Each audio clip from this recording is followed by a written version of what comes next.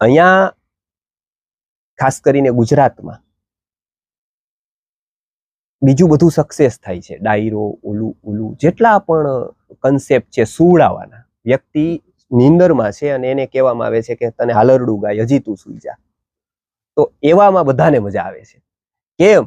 તો કે એમાં કમ્ફર્ટ ઝોન કોઈનું તૂટતું નથી. હાસ્યનો પ્રોગ્રામ હોય, આ હોય તો વ્યક્તિને એમાં મજા આવી જાય છે કે આપણે જે જીવી છીએ એ બરાબર જ છે, એમાં કોઈ જ તકલીફ નથી, એમાં કોઈ ઇન્ટરફિયર કરવાનો ન હોય, હસવાનું હોય, આ હોય. ગીતા જ્યારે આવે છે ત્યારે આપણા જીવનમાં ઇન્ટરફિયરન્સની શરૂઆત કરે છે.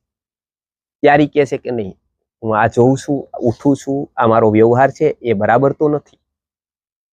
આ વ્યક્તિને પ્રશ્ન કરતો કરે છે. આ પ્રશ્નની જ્યારે થાય છે ત્યારે સમાજ, પરિવાર એની વિરોધમાં ઊભો થાય છે, કે આજ એને આત્મવિકાસ કરવા માટે જાગૃતિની ક્ષણ હોય.